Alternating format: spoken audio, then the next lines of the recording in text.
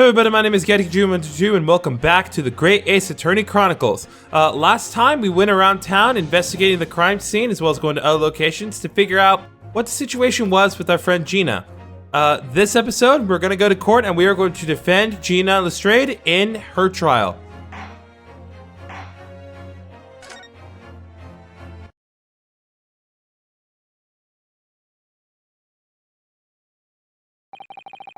When I awoke the following morning, Susato-san was already gone. Outside the window, the rain came down in sheets. And so began an even longer day than the last, one that I would remember for the rest of my days.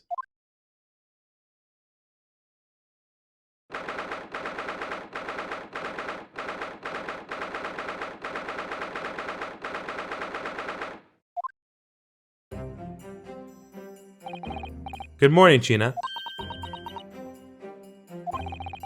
I'm determined to prove your innocence today. I'm sure we can do it. So where's your friend then? Sorry? You know, wearing the fancy dress.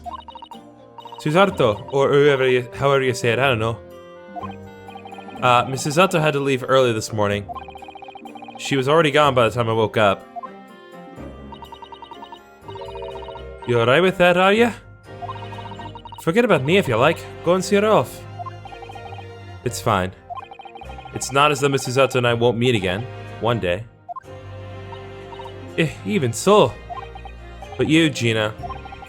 You only get one chance. This trial today is all we have. Good morning, you two. Oh, she's so cute. She is the cat. How are you feeling, Ginny? Did you manage to sleep?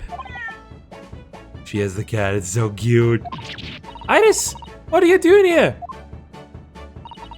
What do you mean? When a friend is in need, we show our support. Isn't that right, Waggy?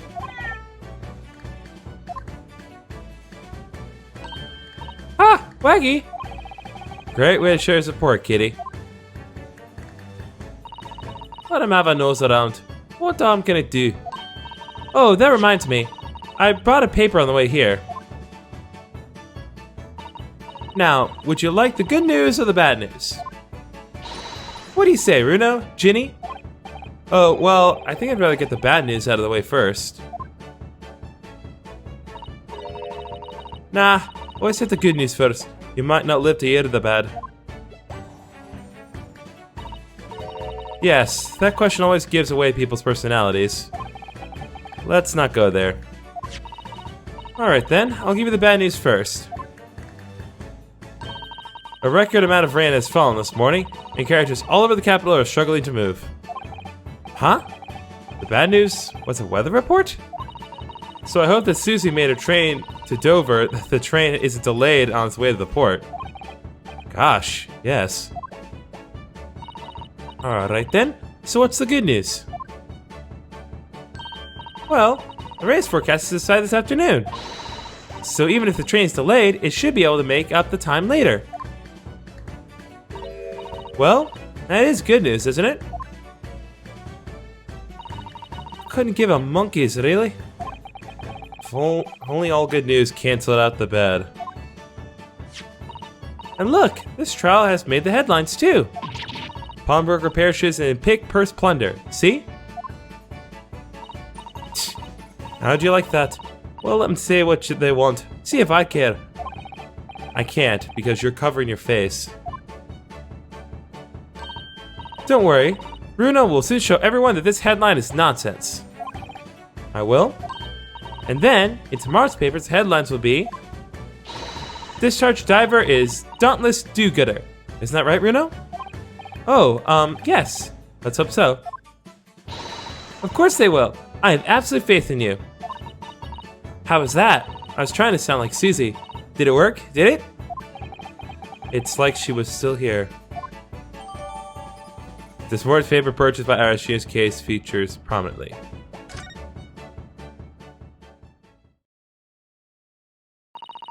Good luck then, Runo. I'll do what I can. Obviously, I don't know the law like Susie does, but still.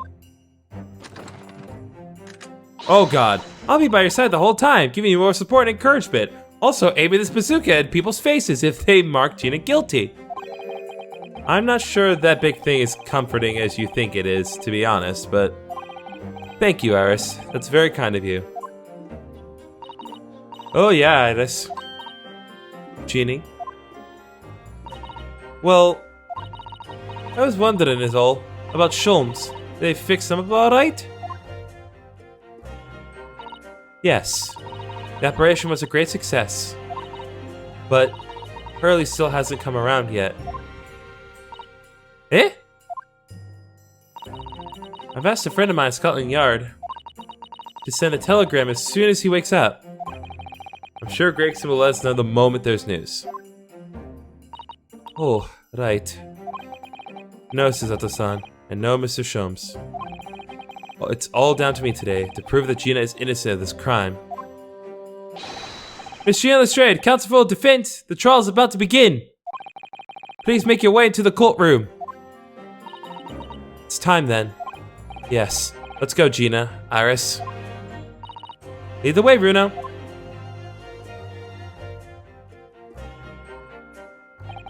Poor Gina. She's trying to put on a brave face, but I can tell she's worried and scared. I have to believe in her from start to finish. That's the weapon that will secure our victory here. If I learned anything from my great friend, it's that.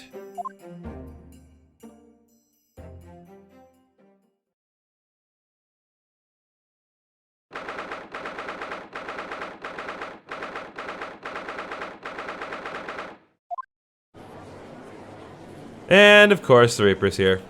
I don't know why I was expecting anything different. In the name of Her Majesty the Queen, I hereby declare this court to be in session. This trial shall determine the guilt or innocence of Miss Gina Lestrade. I now call upon the counsels for the prosecution and defense to declare their willingness to proceed. Prosecution is ready. The defense is ready. Lord Van Zieks. My lord. Remind me, how many years ago was it that you withdrew from the public prosecution service? It was some 5 years ago, my lord.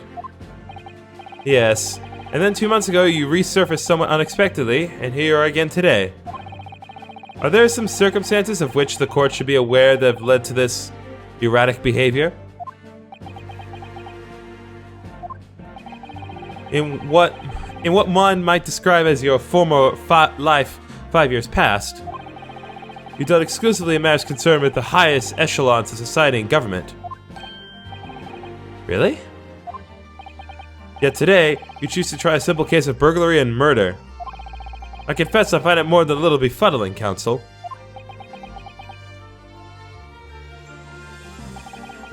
There are 2 types of person I cannot abide. Firstly, those wealthy scoundrels who hide behind a mask of philanthropy to cheat the public at large. He means Miss McGilded, who you defended against the Reaper 2 months ago. Yes, I just about managed to work that out, thank you. Manus McGilded. If I'd known what a monster he was, I never would have defended him. And secondly, even more loathsome, those willy scoundrels who masquerade as allies only to effect total betrayal in the final hour. In other words, the confidence tricksters from those tiny islands in the Far East, the Nipponese. Oh, so you're just doing this because I'm Japanese. Okay. Glad we're still consistent with the racism. What? Did he really just say that? He means you now, Runo. I actually managed to work that out too. Thank you, Iris. Total betrayal? What are you talking about? A torrid look of hatred in Lord Van Ziek's eyes.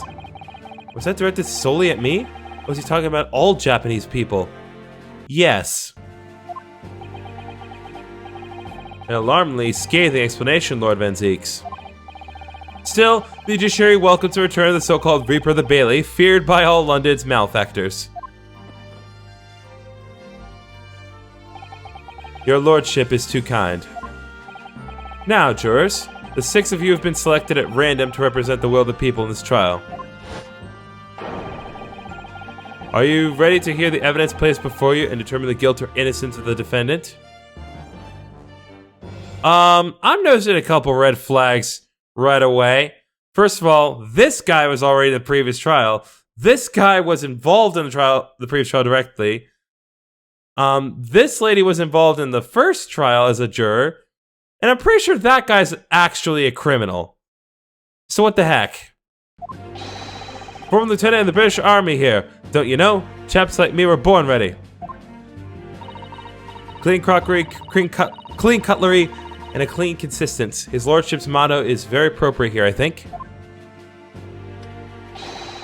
Everything will be stereoscopic in the future. Absolutely. Absolutely everything. And I'm ready for it. I don't understand it. I can't have left it in there. It's not possible. What could I have? Woman indispensable in society. Stop. Female-centric future awaits. Stop.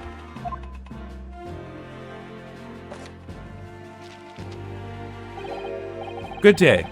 I'm visiting London for sightseeing. I would like to take bus to Crystal Tower, please. Something wrong, Bruno?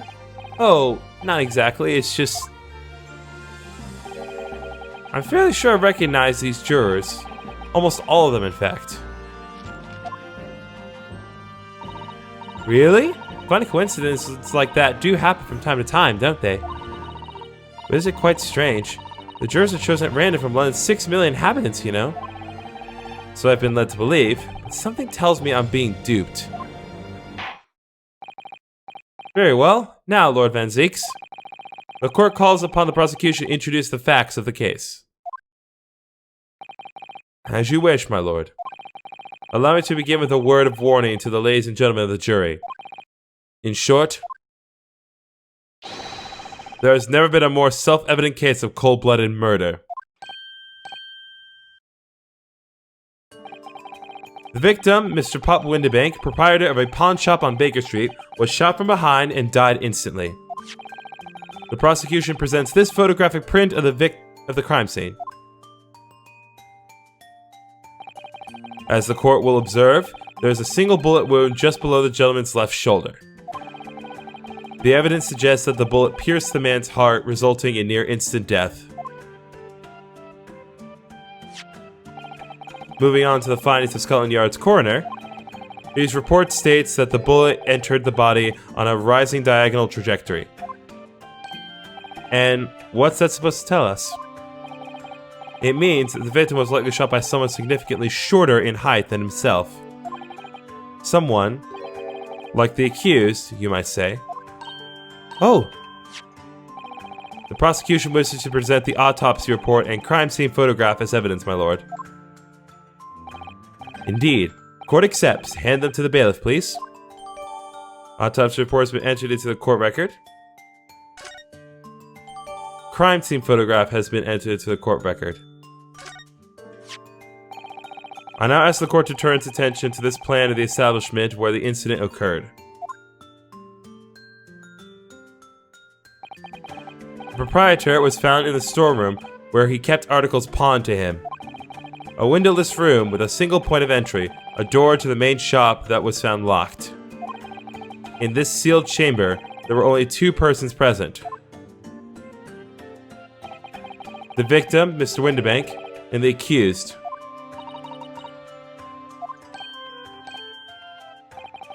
It may further interest the court to know that when the accused was discovered at the scene, she had in her hand the gun used to fire the fatal bullet. Well, that's that then, isn't it? Nothing more to say. Isn't that grubby little girl a pickpocket anyway? She's one of those filthy drabs that live in the slums of the East Land, and... oh well, it was only a matter of time before she got blood on her hands then. What are the jurors waiting for? That girl's guilty... Objection! We can't jump to conclusions here. We mustn't assume her guilt because of what she has to do to survive.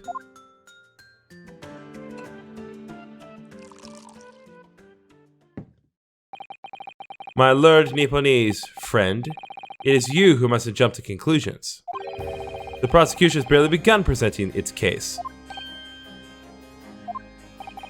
Conveniently, this appalling act of murder did not go unobserved. There were witnesses. Good gracious! After their testimony, this girl's true nature will be exposed. Pitiful pickpurse or cold-hearted killer. Here's to establishing the truth. The court will take the floor plan and firearm into evidence. Hand them to the bailiff, please, Lord Van Zeeks. At once, my lord.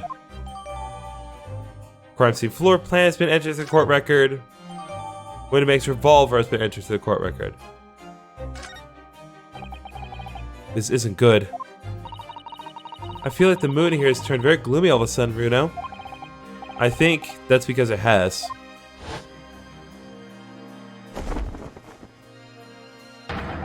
Let us begin. Bring forth the witnesses to the foul murder of Mr. Pop Windibank on the 16th of April this year.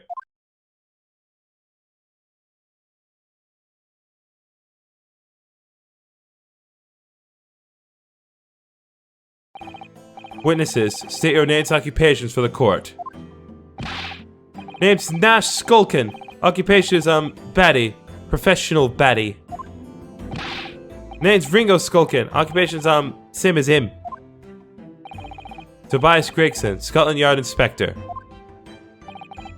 That's right. We are what they call the three Skulkin Brivers. What?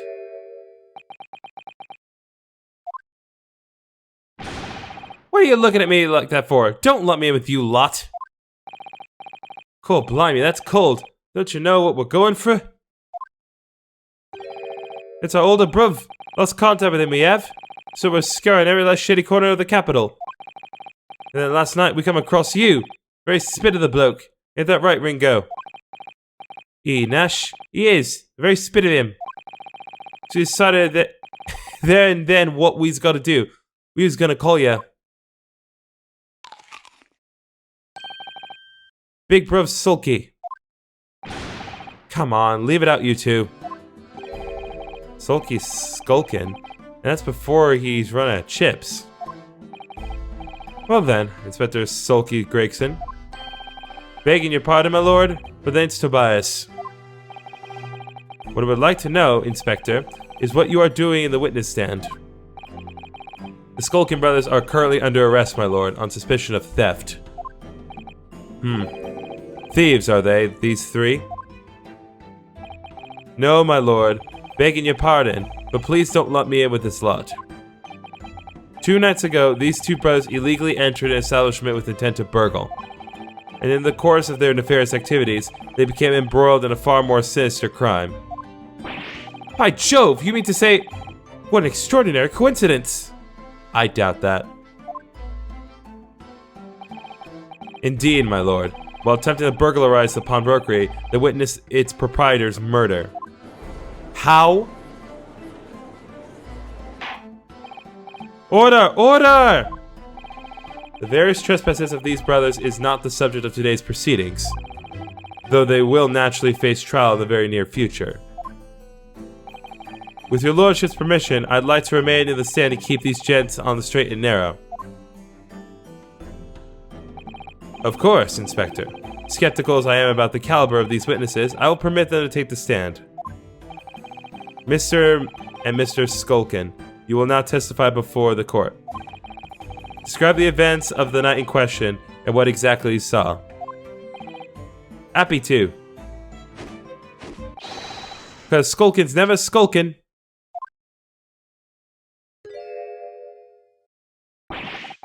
Get out of it. I'm gonna hate voicing these guys. We was walking down Baker Street in the small hours, and the gaff's door was ajar, see? It was like some kind of sign, begging for us to go in, was? Once we got inside, called blimey lummy, we had a gunshot from the back room. We went to see what was what, but the door was locked from the inside. We never done nothing, Governor. Never took nothing. We just left after that, nice and quiet.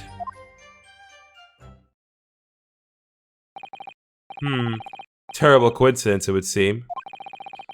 At the precise moment these miscreants entered the property, an even more sinister crime was afoot. These witnesses' testimony is consistent with the crime scene in every detail. The door providing access to the storeroom from the main shop was indeed locked from inside. And within, only the victim and the accused were found.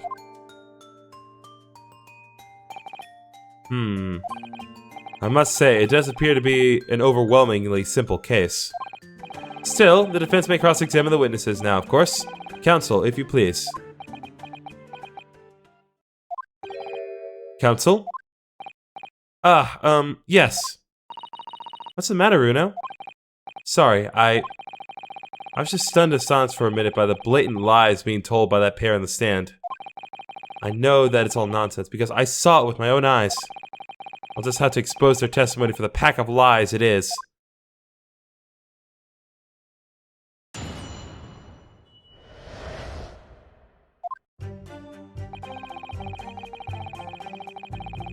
Hold it! The front door of Windibanks was ajar, you say? What time of night was this? Must have been about 1. Right, Ringo? Yeah, I'd say so. Right, Sulky? How would I know? The place would have been shut at 1 in the morning, just like every other shop in town. Well, it was pitch black inside, it's true. Ain't that right, Ringo?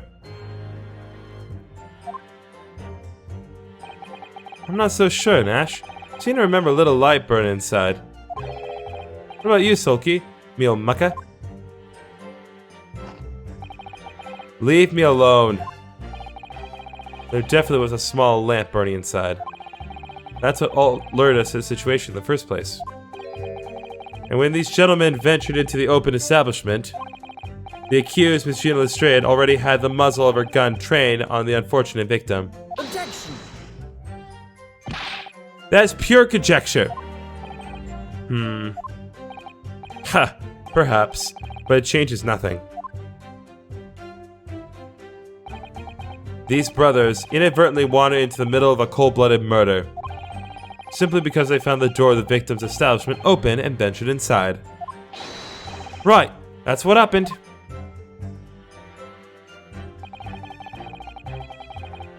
Hold it! What are you trying to suggest? That you had to go in? Well, God moves you mysterious ways, they say, don't they, Ringo? They do, Nash, they do. Must have been some sort of providence, I reckon. God's will ought to present itself as the whim of thieves, does it? It weren't no whim, I'm dead sure of that.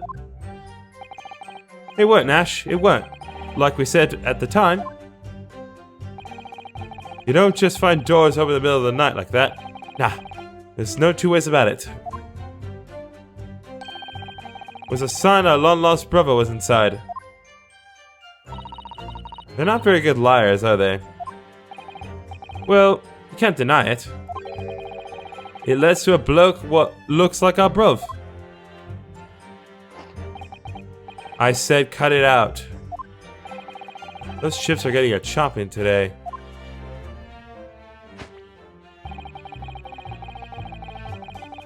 Hold it! A gunshot, you say? Just the one. Are you sure about that? Yep, just the one, Governor. I can swear to that.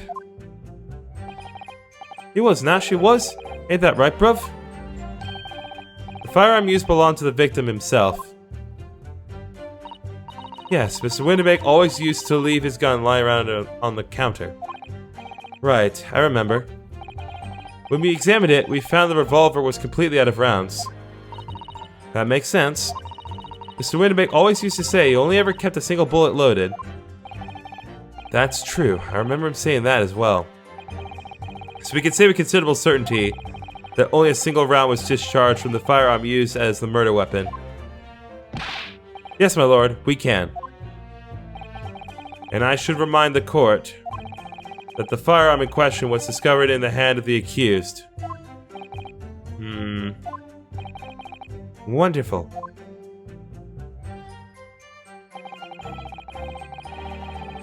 Hold it!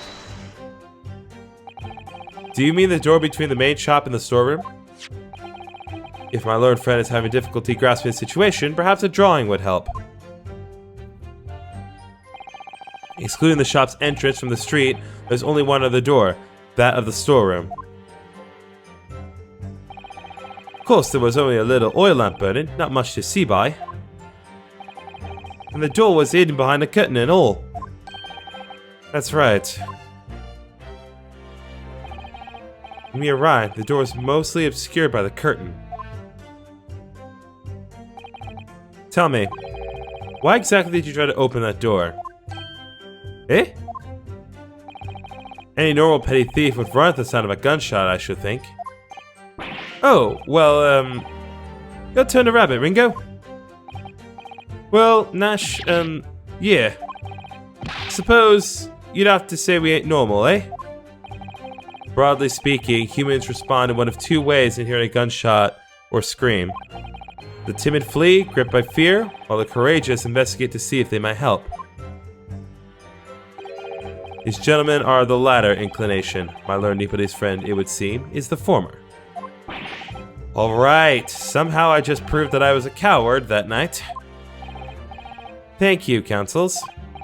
So, I believe we all understand that the door was locked and could not be opened. Proceed, witnesses.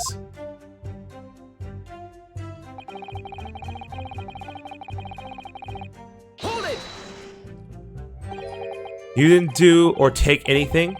Is that your story? Well, it was a Bledlam student as, wasn't it? It was, Nash, it was.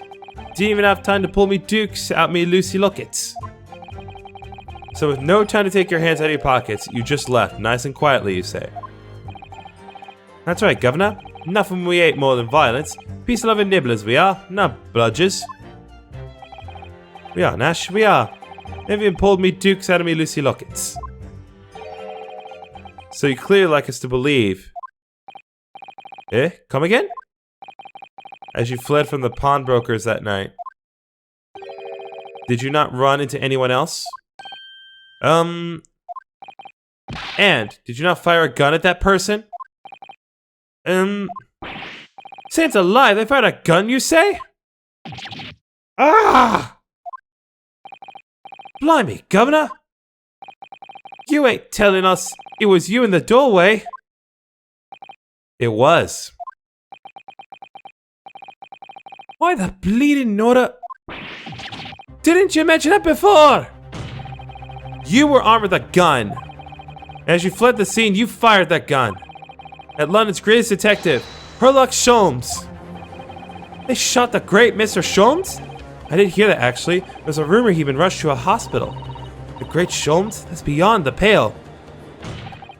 On the night in question, this pair were arrested by the police within minutes of the discovery of the crime scene. Their suspicious countenance rapidly gave them away. And when searched, a firearm was indeed found in their possession. Furthermore, the barrel showed signs of a shot having been fired from it. Prosecution invites his lordship to examine the firearm recovered from these brothers. Yes, indeed. Remnants of powder on the muzzle, as you say, counsel. The court will hold this weapon as evidence.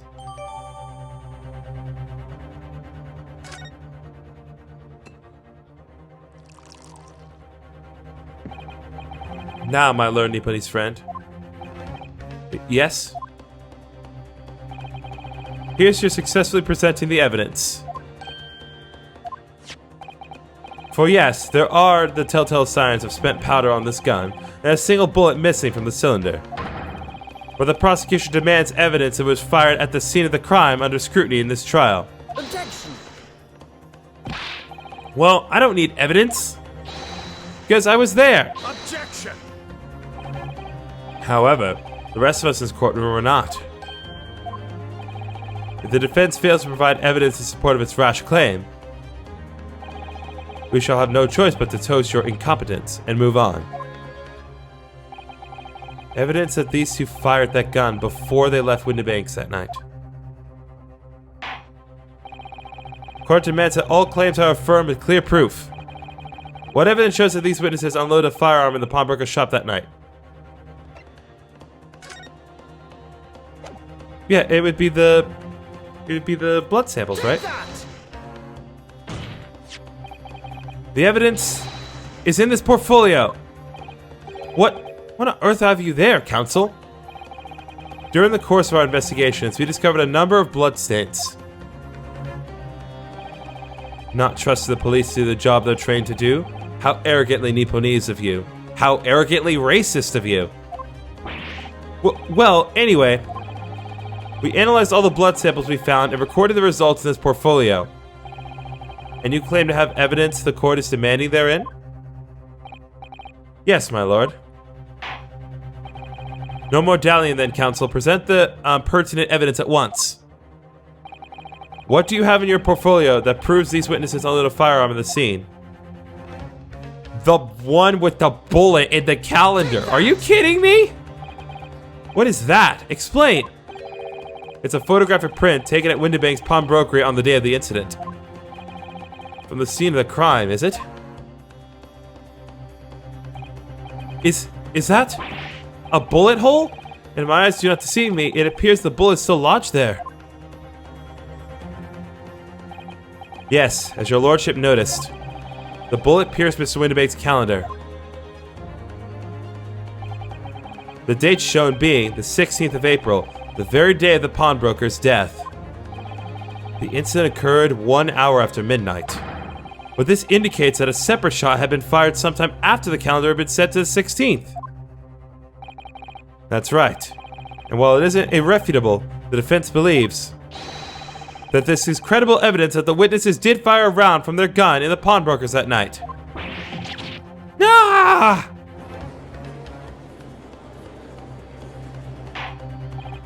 Order!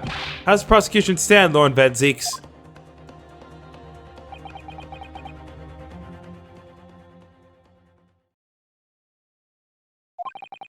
If that is the direction my learned friend wishes to take, the prosecution has no objection. What?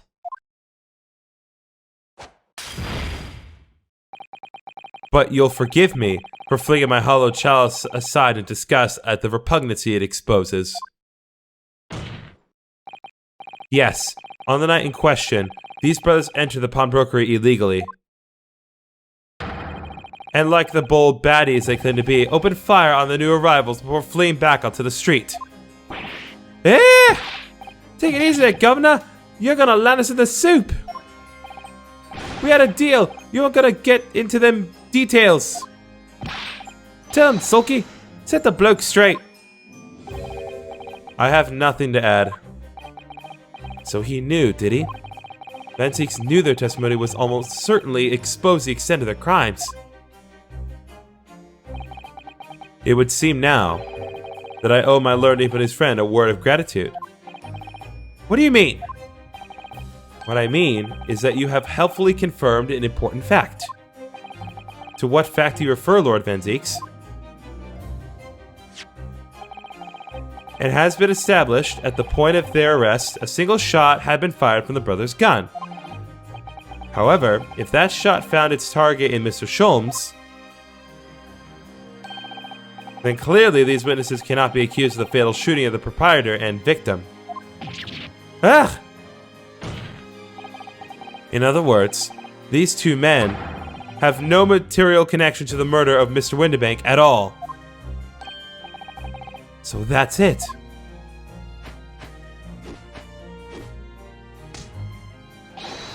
That's it. We didn't have nothing to do with it. We did, Nash. We didn't. That's what I reckon. Your crimes include unlawful entry, intent to steal, perjury, and let us not forget, attempted murder. Quite a catalog, eh, Phyllis? We're in for it now, bruv. Now then, let us take a moment to consider the aforementioned great detective, Mr. Herlock Sholmes. It would seem the man, patronized the pawnbrokers in question somewhat regularly. Where is he going with this? Mr. Sholmes appears to take pleasure in tinkering with eccentric machinery. Eccentric? Says who? Says Lord Van Zeeks. Not me. Don't give me that look. He installed a pair of machines like this one in the victim's shop. Oh! That's one of Hurley's red-handed recorders. What is that, Counsel? It has the appearance of a photographic contraption. As your lordship has surmised, it is indeed a camera attached to a small timing device. Every half an hour, it automatically photographs the interior of the establishment. The idea being that if a thief were to break in the shop, he would be caught red-handed. The prosecution has obtained the photographs taken by the device on the night in question.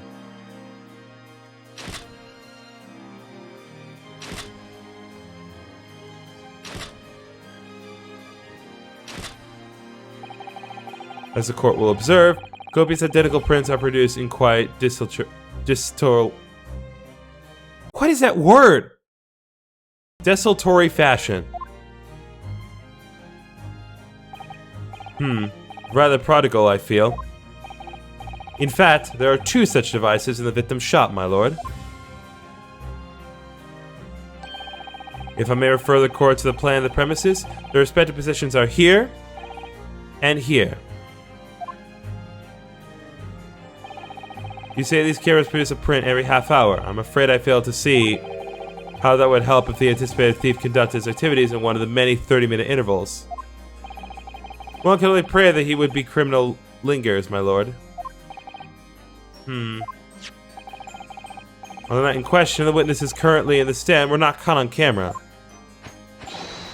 Hehe, that's a bit of fried talk, eh, bruv? Hey, luck lives a skulking. Witnesses, at what time did your trespassing begin? Eh? Must have been just after 1. Right, bruv? Must have been, Nash. Must have been. Yeah, just got 1. In which case, minutes before these brothers enter the establishment, what scene might we expect to see within the shop? Let us examine the evidence. Oh, man. Good lord. It's the defendant. Miss Gina Lestrade. That really does not look good at all. As the court can clearly see, the accused is pictured, gun in hand, facing the victim over the shop counter. No doubt coercing the proprietor to open the door to his storeroom. Quite. One can only too easily imagine the events that unfolded. The court will take this photographic print as evidence, if you please, counsel. Well, that's really bad, actually. Ugh. I don't believe it. Ginny. In short, the accused is the only person who could possibly have killed Mr. Windibank.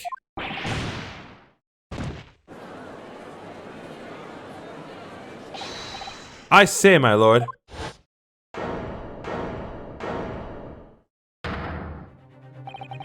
Wonder if I might put in a word at this point. Go ahead, Mr. Foreman. Took a bally bullet to the knee in the Battle of Maywood, 1880, don't you know? Decorated for it and all that, but forced to retire from service, sadly. Of course, a medal can never outshine the exploits of chaps like us on the battlefield. Yes, Mr. Foreman, and what exactly is your point? Carried on the battle after retirement, you see. Battle of daily life, if you like. And here I am now, leading this small squadron. 6 men, all good and true. And we'll all go down together, you mark my words. One for all and all for one.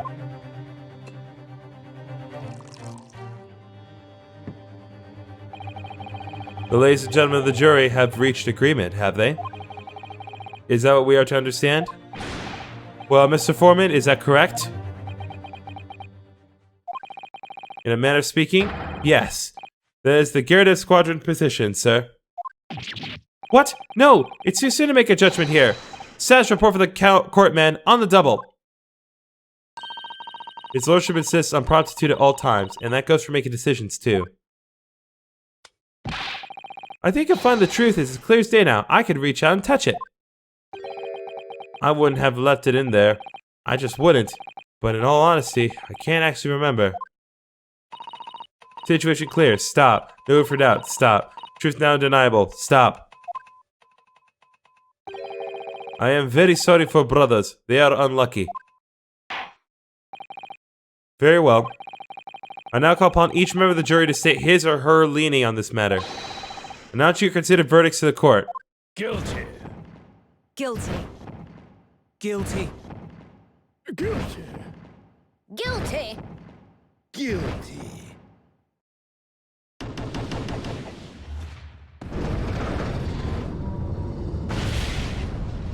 I like the Russian guy's voice. It does indeed appear that the jury is unanimous in its leaning already. That photograph. It must be the definitive evidence that Gregson mentioned. But Ginny didn't shoot him. No, of course not. My lord, the defense wishes to assert its right to a summation examination. Very well, the court grants permission. So, you refuse to admit defeat again. How unsurprising. We shall proceed immediately with the summation examination. Mr. Foreman, are all members of the jury ready? Absolutely, sir. Always ready for action, my chaps. Very good. Ladies and gentlemen of the jury, you will each explain on what grounds you determine the defendant to be guilty.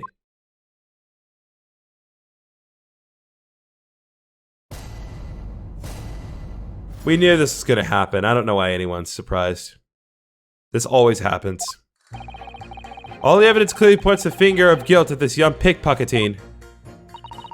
As a housemaid, I should like to see all filthy eyesores promptly and rigorously eliminated. I think you'll find that if you look at that photograph in stereo, the truth will just pop out. If I have left it in there, I should think there will be repercussions by now. Mind made up. Stop. Global radio transmission of verdict to follow. Stop. In motherland, we say never judge by clothes, judge by head. I am convinced brothers are innocent.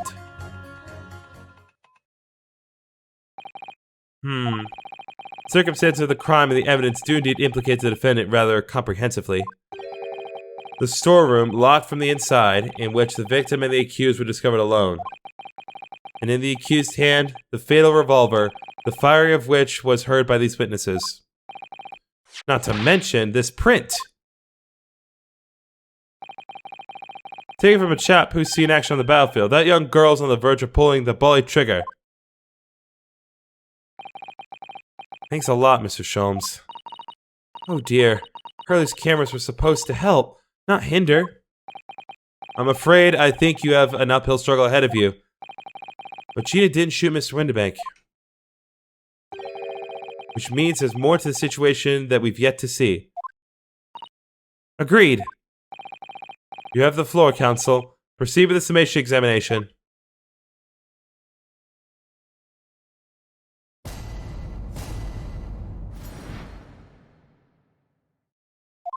Alright.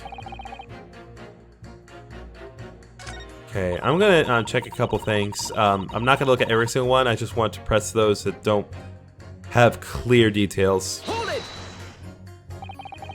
Polishing the bench, I see. Again.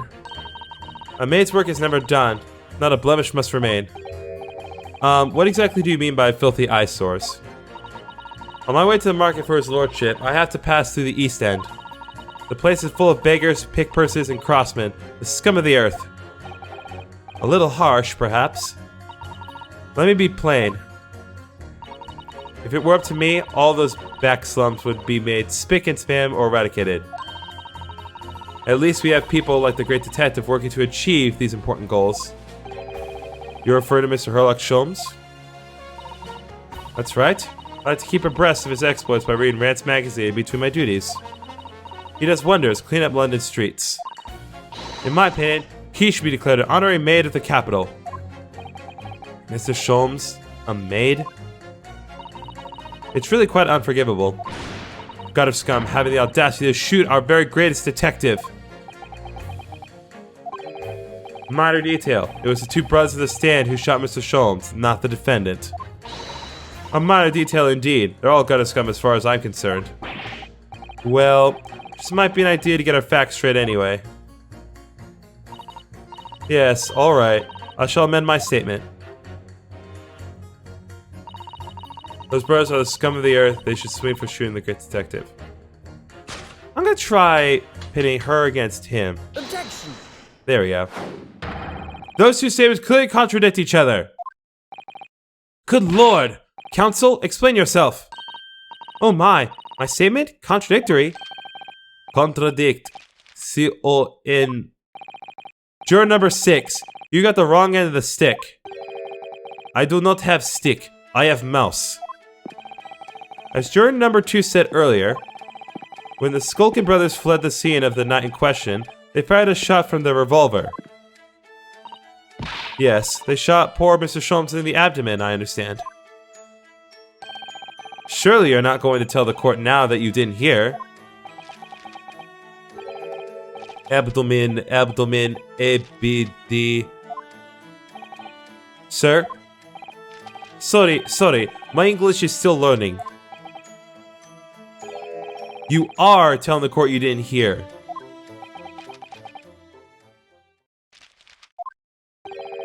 Forgive me, I did not hear. Ugh. Ah, here is word abdomen, part of person's body containing stomach and other vital organs. Is this what you mean? You should say in plain English. I am Russian, not native speaker. Who thought it was a good idea to let this man be on the jury again? So, you are telling me these brothers who look like criminals were lying. They said before we never done nothing, but truth is, they shot detective. Duh, this is double negative.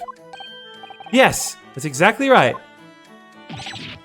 Lying is wrong, especially when a lie is said by a person who looks like criminal.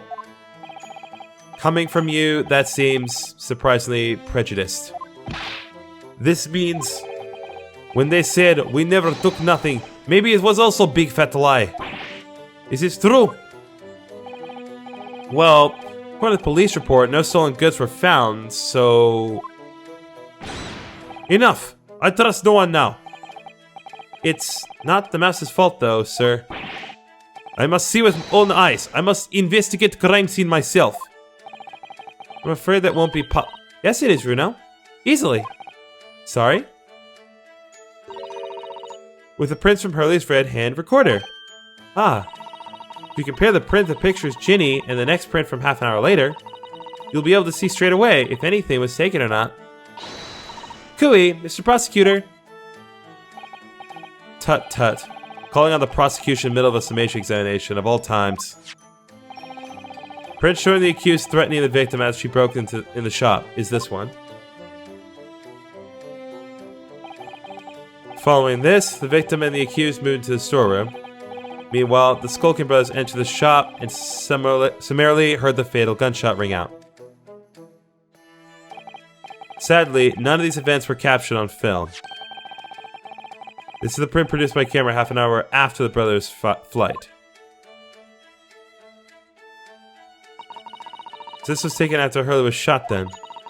As far as I can tell, nothing has been taken. It does seem to be the case. I can't notice anything that's obviously missing in the second print. So, the brothers who look like criminals told only one lie. They shot men, but they stole nothing. It would seem so, yes. Good. No, not good. You were right. I did not understood situation. Now I know brothers have lied. I think it is very important to continue a trial.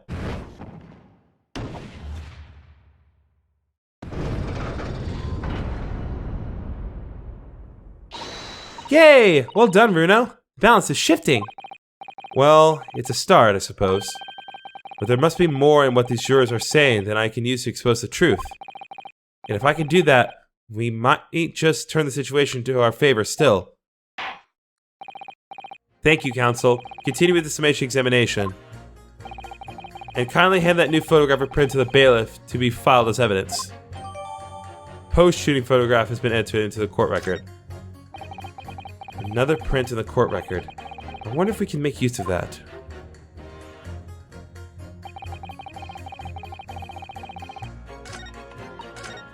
Okay.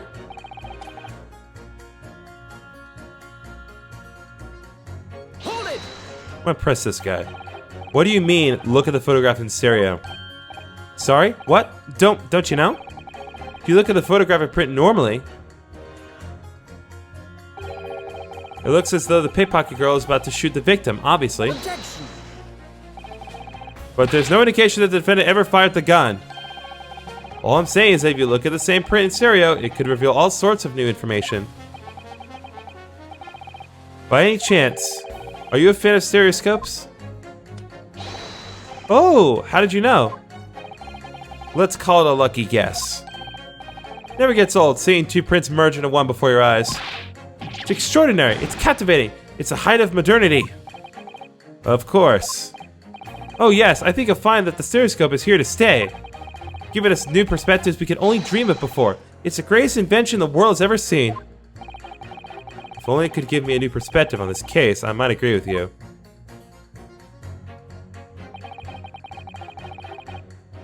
What does he mean by that? What exactly have you been muttering about all this time, sir? You keep talking about having left something somewhere or something like that. Ah, so sorry. As you can probably tell, I'm a surgeon. A surgeon? Totally passed me by. Of course, people conducting surgery in this country aren't considered to be doctors. Oh no. Even though me and my kind are the forefront of medical science, the real brains in the field. So, what is it you think you've left behind? Ah, well, that's a little embarrassing to be honest. You see, I was operating on someone yesterday. Standard thing, went through the abdomen. But when I'd finished the procedure, I couldn't find my scalpel anywhere. What? Did he? Surely not. Exactly, surely not, you say to yourself, don't you? Worrying, isn't it? That's what's been troubling me this whole time. Could I really have left my scalpel inside the fellow's belly? No, of course I couldn't. So, there you have it. Like I said, a little embarrassing, really. That's one way of putting it. The other is manslaughter. It's exactly my concern, and seeing as this case appears to be all but sewn up, I need to focus on trying to remember exactly what I've sewn up elsewhere. Now, I'm sure I made sure everything was back as it should be. Well, as sure as you can be without being sure. I'm sure you need to be more sure. Surely. Hold it. Sorry, radio transmission? What do you mean? Are you from the Far East? Stop. Yes, from the Empire of Japan. All communication with the Far Eastern nations used to take place by mail. Royal Mail steamers take more than a month to complete the journey. Ah, but now we have the electric telegram, so we can send messages using electrical signals. Thousands of miles of cables have been laid along the ocean beds, connecting the entire world. Thousands of miles of cable on the ocean bed? Makes my head hurt just thinking about it. You are well informed, young lady. But cables will soon become a thing of the past. Stop. And just when I was starting to catch up. Radio transmission to the future. Stop. Messages carried over airwaves to four corners of the globe. Stop. Excitement growing. Stop. Atmosphere electric. Stop. Right. Just trying to wear out your fingers. Era of wireless telegraphy. Stop. Driving technological revolution. Stop. When people say inventions like the stereoscope are the height of technology, what utter piffle. I can't understand it. I really can't. They're just silly toys. Oh. Excuse me. Juror number 3. Sorry to interrupt when you're obviously fuming, but... What? Do you perhaps have something to say about juror number 5's last remark? As if I couldn't guess. Oh, you bet I do. Say that again. Go on, I dare you. Goodness, are you talking to me? I think he just might be, yes. You think stereoscopes are just toys, do you? Huh? Absolutely. I mean, really? A machine to view photographs in 3 dimensions? Why on earth did you not just use your eyes to look at the world around you? It's all 3-dimensional. What a great way to appease the man. No, I'm sorry. Stereoscopes are of no practical use at all. You just don't know. Pardon? I think you'll find that viewing a photograph through a stereoscope can unlock all sorts of possibilities. I'm obviously going to have to demonstrate. What sort of possibilities? Well, take a crime scene, for example. If you had a pair of photographs from a crime scene that you could view through a stereoscope, it could reveal hidden clues you never even noticed before. What? Have you got any, Runo? Any prints we could look at with a stereoscope? Absolutely. How about this print here? It should do the trick, I think. So we'll use both of these together. Alright then, juror number 3. Are you saying you can do this with any 2 suitable photographic prints? Of course I can. Very well then, I'd like you to demonstrate. I'd be delighted to. Just give me one more print and I'll amaze you all. Take that! Alright, these 2 prints were both taken with the same camera window banks on the night in question. Yes, I see. Tell me, Mr. Lawyer. Do you know how stereoscopic images work? Do you understand the principle? Well, I think so. I did have a lesson only yesterday. The left and right eye images need to be the same, only with a slight shift in the positions of some objects. Then, when your brain merges the 2 images together inside your head, it notices the shift as if it were depth. Yes, exactly. It's that small shift between certain objects in the 2 pictures that's really important. So, what happens if you use 2 photographs that are exactly the same then? No, obviously that wouldn't work at all. Not for seeing the scene 3-dimensionally anyway. Oh! Of course, now I see. Ah, I think the young girl's discovered the secret. I have. Can you uncross your eyes before you tell me? Have another look at these 2 pictures from Hurley's camera, Runo. Go on.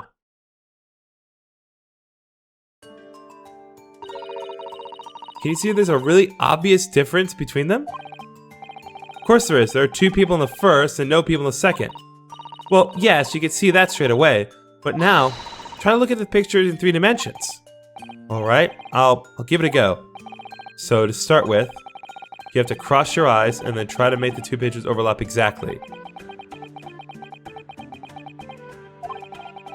Let's see if by crossing my eyes I can make the quill pen so each picture overlap in the middle.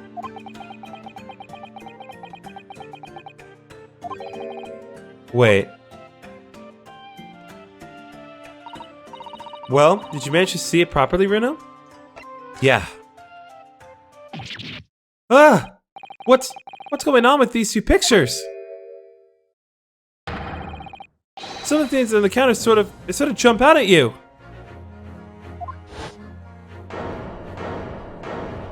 Oh my god, even him.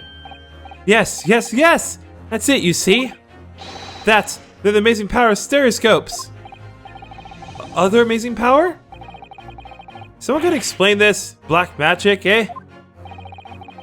Why the deuce do some of the things on the counter seem to jump out at you like that, I think you'll find that if you consider the basic principle of stereoscope, you'll answer your own question.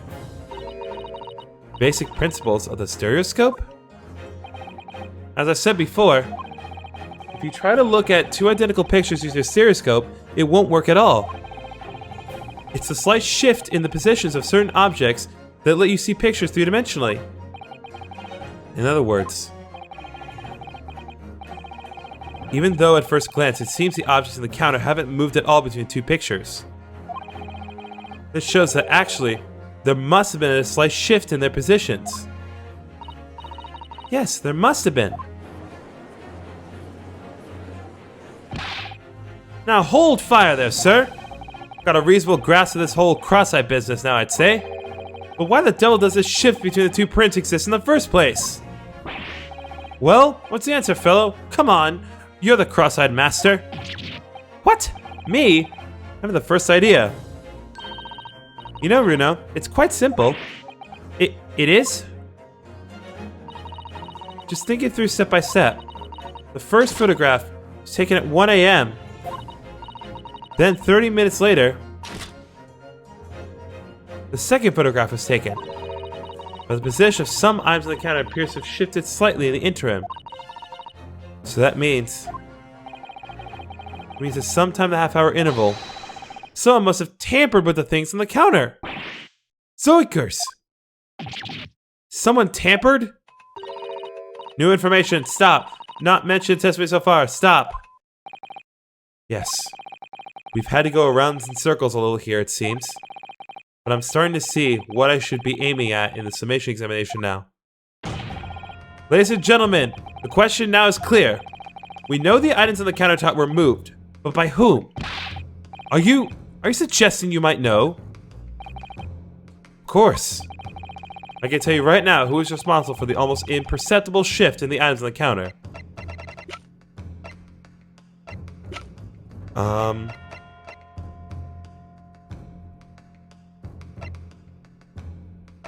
I'm honestly not sure who moved them. It'd have to be one of these two. Take that! It was the witnesses currently in the stand, the Skulkin brothers. Wait! This does not agree with what brothers said in testimony before. They said that they did not even have time to pull the dukes from the Lucy lockets. My phrasebook says dukes is meaning hands and Lucy lockets is meaning buckets. But is this another lie? Is this what you are saying? Yes, I'm afraid so. Now hold on there a minute, you can't be sure of that. I quite agree. The accused is a common pick purse after all. It's perfectly possible she went through the things on the desk to see what she might steal. I think that's unlikely. And why exactly? As you can see from this photographic print, the defendant was pointing a gun at the victim. It would seem, as my learned friend indicated, that she was coercing Mr. Wintermate to open the storeroom door. In other words, Mrs. Straight's interests lay within the storeroom, not in the main shop, giving her no reason to touch anything on the counter. All of which points to one thing. The Skulkin brothers have omitted key facts in their testimony. But the accused is a pick purse, common gutter trash. Why look any further for the wrongdoer here? Because the Skulkin brothers are thieves, madam. No better, in fact worse, than a pick purse. I believe that these brothers were looking for something on the victim's counter that night. Ladies and gentlemen of the jury, if you would condemn the defendant on the grounds that she's a pickpocket, would it not at least be right and proper to thoroughly scrutinize testimony given against her by two thieves? Well said. I, for one, would like to hear more from that shitty pair. Just banged his head on the counter. That can't be good for your health. Can you all see now? I think you'll find stereoscopes aren't playthings. You've seen their extraordinary potential firsthand. 3. Wholeheartedly agree. Stop. Must purchase after trial. Stop. We'll return to home via Regent Street. Shop. Stop.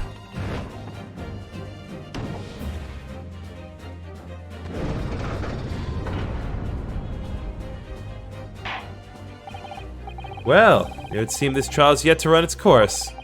The ladies and gentlemen of the jury have declared their inclinations via the mighty scales of justice.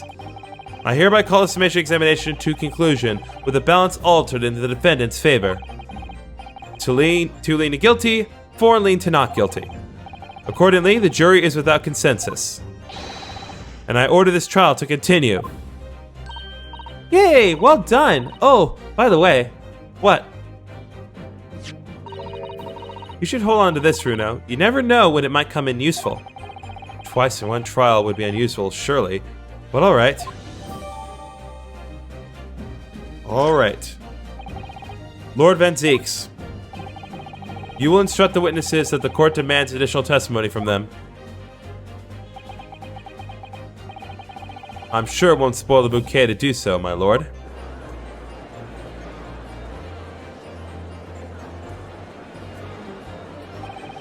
I've won myself another chance to probe that pair about their activities that night at least. And I won't stop probing them until I've proven that Gina is innocent.